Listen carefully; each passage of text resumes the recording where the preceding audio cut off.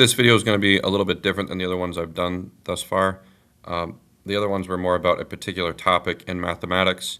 This one is about a concept that applies not only to math but also to computer science and many other fields as well. It's known as abstraction, and I want to walk you through some examples in various contexts, some from movies, some from sports, some from history, just to get a better idea of what exactly it is.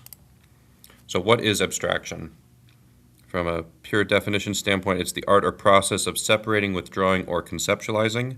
It comes from the Latin abstractus or abstractus, drawn or pulled away. Okay. Why is it helpful? It can be helpful because it allows us to see things from multiple levels and give us the opportunity to recognize patterns that maybe we couldn't see otherwise.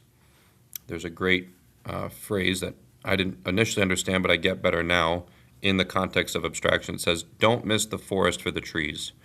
Don't miss the forest for the trees. What does that mean? It means sometimes we get so caught up on one detail, one element of something, that we forget the bigger picture.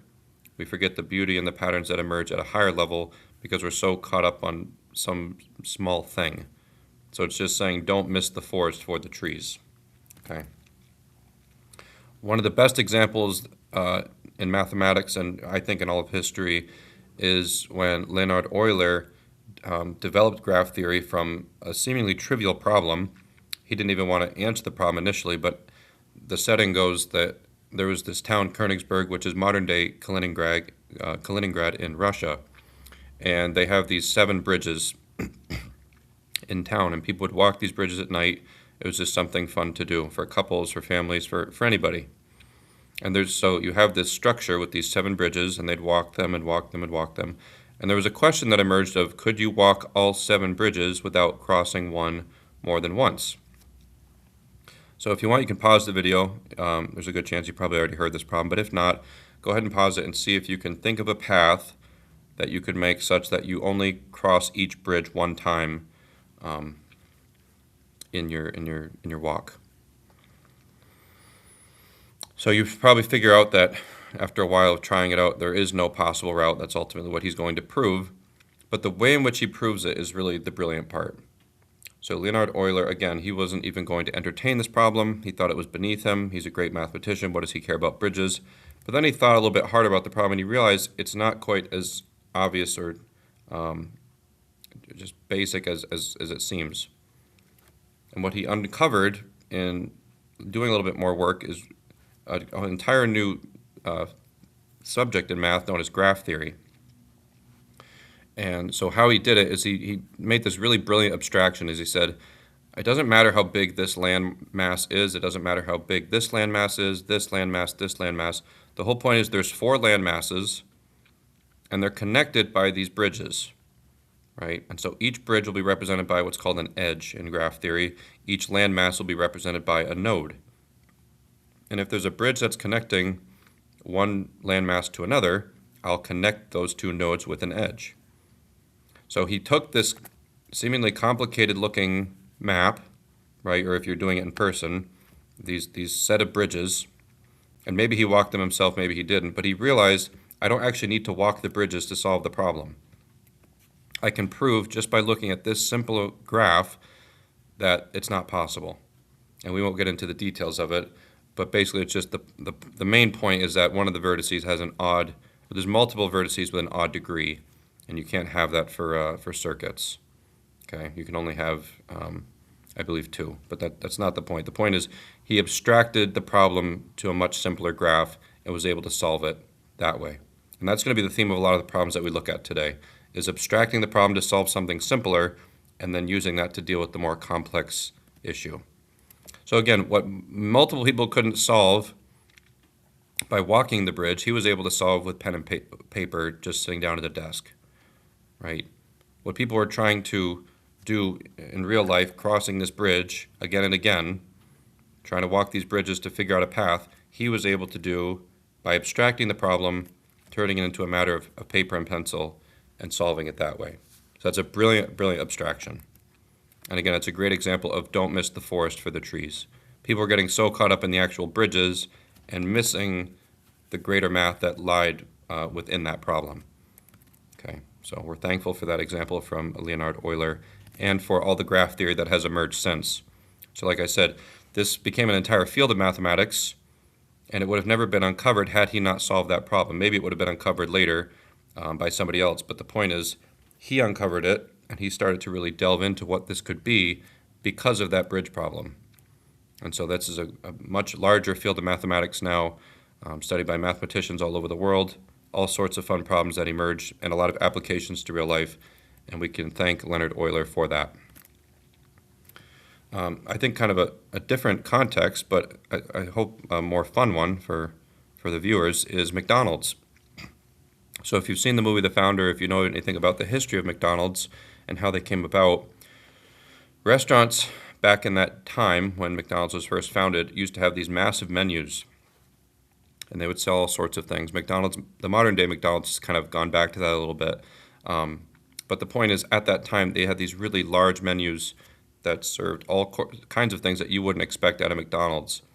And they realized, by stepping back, they abstracted that problem. They said, okay, what's our main goal? Our main goal is to make money, but also to give our customers something that they want. We want them to enjoy what they're eating.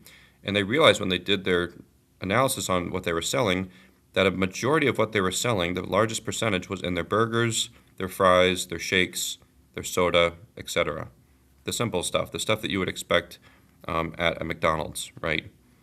And the other stuff they weren't really selling a lot. So what they said is, let's just simplify our menu to what's actually selling and get rid of some other overhead stuff like car hops and silverware, because they were using silverware at the time, like actual metal silverware.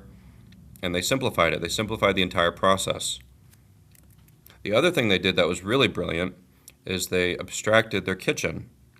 And they said, okay, how do we improve the speed of our delivery, of bringing the food from the back, from the grill, to the counter? And so what they did is they actually went, and this really happened, I looked this up, they actually went to a tennis court and drew out each part of the kitchen and had their workers come and stand and basically pretend to be doing their different tasks and see what would be the optimal way to set up their kitchen.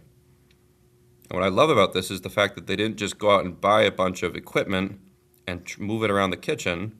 They did the simpler thing, the more brilliant thing, and they just figured it out with chalk first. That way they're not wasting a lot of money on equipment that they might not even need or that doesn't fit their specifications. So after they figured it all out, then they went and bought the equipment to their specifications. But they did this part first. So again, if you haven't seen the movie The Founder, I would highly encourage it. It covers a lot of other things that go on in the movie and go on the history of McDonald's brothers. But this particular idea of abstraction, I think, is just really cool. Similar to what you saw, what we were just talking about with the McDonald's brothers, this is also true in computer science. So I went on to study computer science when I was a math major in college. I wasn't planning on doing that initially, but I really enjoyed the course that I took, as it was a requirement for the math major, and I ended up majoring in it as well. And one thing I found was that it was a lot more pencil and paperwork than I had initially imagined. I thought it was basically just a lot of sitting at a computer and pounding away on a keyboard for 8 to 10 hours a day, coding things. But the best programs that I ever wrote while I was a student, and I'm sure many other students would attest to this as well, the best programs that you're going to write often are the ones that you sit down and think about first. You don't want to just start hammering away on a keyboard when you don't actually know what you're trying to accomplish. So a lot of the thought that goes into that is actually going to be done at a desk with pen and paper, very similar to Euler and very similar to the McDonald's brothers. You abstract the problem first and think about how you want to solve it, and then you actually go and, in this case, you buy the equipment, or you actually go and sit down at the computer and type it out. Abstraction also has a more technical definition in computer science.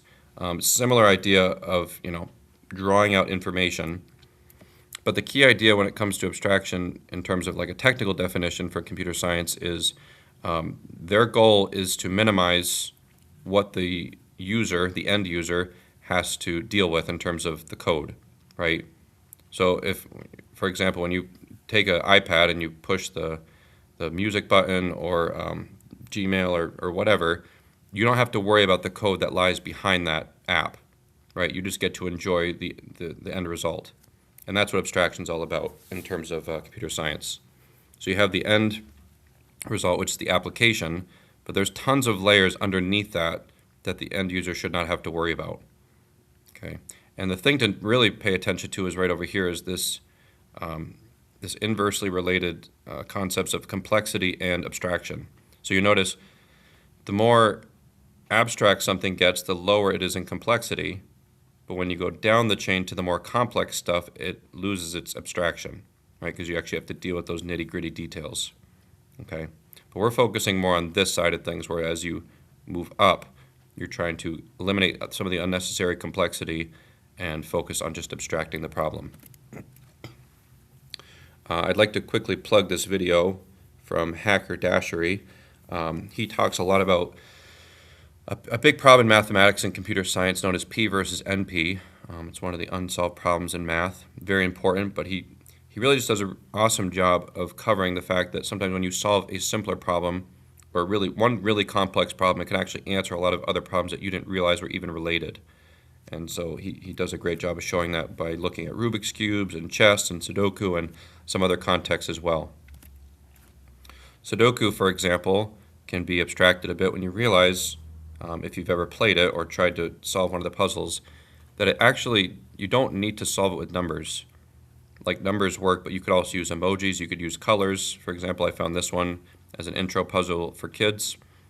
The actual things that you fill the squares with don't matter. The whole point is just making sure that each column and each row and each sub-square has all the unique elements in it. And so once you realize that, it kind of simplifies the problem, I think, a little bit. Chess is also an area that can be abstracted a bit. You can basically, if you've played before, by just looking at a sheet of moves that were made, you can appreciate the game. You can appreciate what happened in that game because it literally tells you move for move. When first playing, obviously you care more about the pieces, right? The wooden pieces on the wooden board. But after playing for a while, you realize a lot of this can be abstracted. So much so that some of the top level competitions nowadays are actually done on a computer screen. So you can play on your computer, you can play on your phone. There's a lot of people that even will play mentally. So this is a picture of Magnus Carlsen, arguably the greatest player in the world. And he's doing, in this picture, a simultaneous. I think he was playing 5 other people. And so what he did is he blindfolded himself. He couldn't see any of the boards. And he would move down one by one and play each one move by move. And he'd have to remember all the different pieces and where they were. And to a novice, or even a beginner like myself, that seems very, very impressive. But to a lot of people that do this sort of thing on a regular, it's not that special, but it is still impressive, and it still just gets at the idea of abstracting the concepts, right? So you don't actually have to deal with the physical board anymore. You're playing it in your head. If you've ever heard of the show The Queen's Gambit, there's this great scene where Beth and Benny are driving, and they're actually playing games by just saying moves back and forth to each other, right? There's no actual board, there's no screen, but they're just saying moves back and forth to each other as they're driving. So I thought that was really neat. You can also abstract sports in a sense when you think about the different levels of it. There was this great podcast and YouTube channel made a while ago. I don't think they're still making content, but it was called Deep Game. And what he really focused on was the mental side of sports, particularly basketball. That was his specialty. But just the fact that we take for granted just how much goes into the mental piece of sports. Obviously, we focus on skills a lot and building up muscle and things like that. But what separates the good players from the really great players is often the mentality that they possess when they play the game. There was this cool example from a TED Ed video on how to practice and practice well. And to kind of get at the same idea, what they did is they had these 2 groups of players practice free throws for, I think, about a week. And one group was physically practicing, and the other group was only practicing by just thinking about practicing. Like, they wouldn't actually touch a basketball, they would just visualize themselves practicing shooting. And the cool thing that they found is that in both groups, the intermediate and the high-level players both advanced. They both got better, which I think speaks to the fact that after you've played for a while, you kind of have a feel for how you shoot, and you can see yourself shooting, you can feel yourself shooting, even if you don't actually have a basketball. And so you can actually get better even without the basketball in your hand.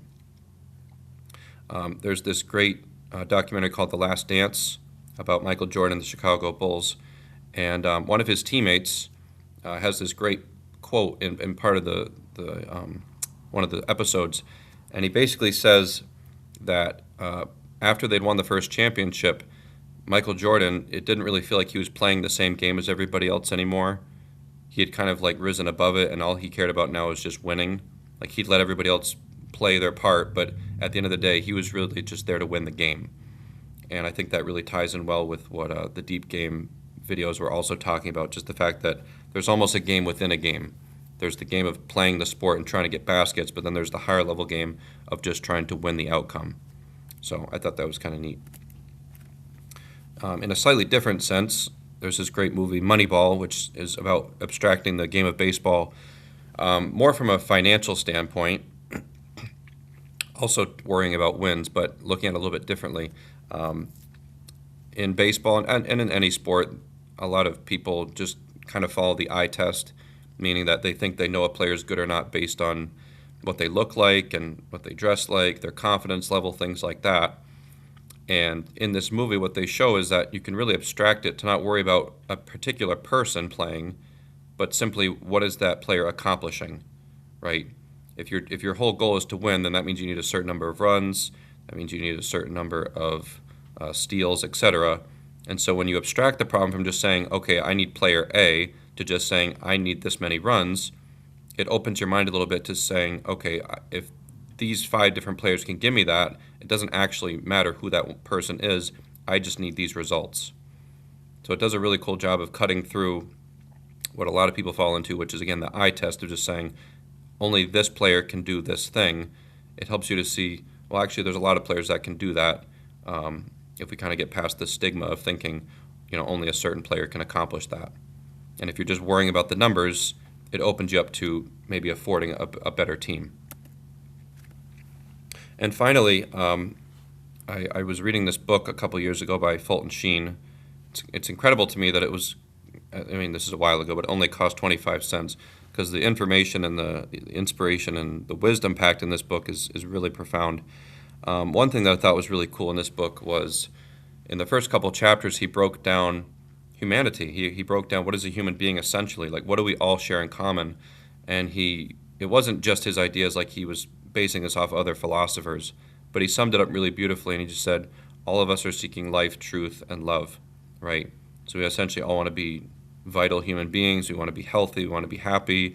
We want to know things, and we want to love others and feel loved, right? And so we have this body, we have this mind, we have these desires, and all of us, right, they all look different, right? The things that make us happy, the kind of truths that we care to know about, and who we choose to love might all be different, but the essence is still there, right? We all desire these 3 things. And he makes this really cool connection to how that can explain who God is as a person, right? As Father, Son, and Holy Spirit.